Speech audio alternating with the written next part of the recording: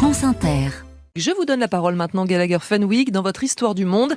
Un projet ferroviaire impressionnant en Asie centrale. Ce matin, nous sommes dans la sous-région du continent asiatique qui s'étend de la mer Caspienne à l'ouest jusqu'à la Mongolie à l'est. Plus précisément, nous sommes à cheval sur 3 pays, la Chine, l'Ouzbékistan et le Kirghizistan. C'est là, en 1996, qu'est né le projet d'une connexion ferroviaire entre ces 3 nations. 523 km de rails à travers un paysage très montagneux.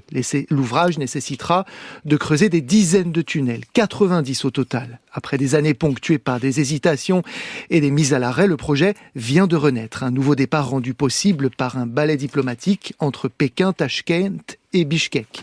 C'est dans cette dernière capitale que vient d'être célébrée l'ouverture d'un bureau de coordination conjointe du chantier.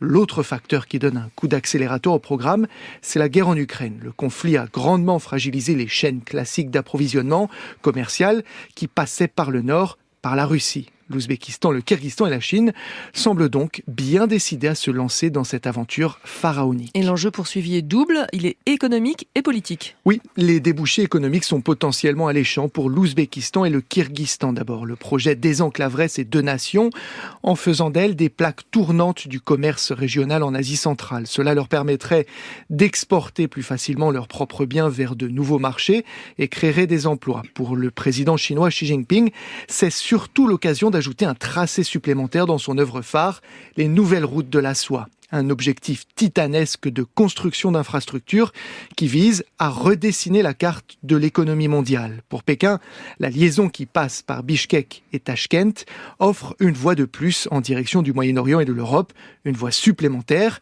mais surtout une voie plus courte et plus sûre que celle qui passe actuellement par la nation, qui serait désormais contournée, la Russie. Encore faut-il que cette ligne voie le jour, car sa construction risque de rencontrer de nombreux obstacles. À commencer par la topographie, Mathilde, le terrain est rude, le climat l'est tout autant.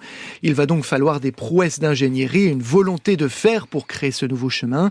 Le budget va également nécessiter un niveau d'engagement financier très élevé, près de 5 milliards d'euros. Autre source d'inquiétude, cette région a déjà connu des périodes d'instabilité politique. Réactivée, celle-ci pourrait fragiliser les régimes en place et doucher les enthousiasmes autour de ce projet très coûteux. Ne pas sous-estimer non plus l'influence que Moscou peut avoir sur les décisions des anciennes républiques soviétiques que sont l'Ouzbékistan et le Kirghizistan.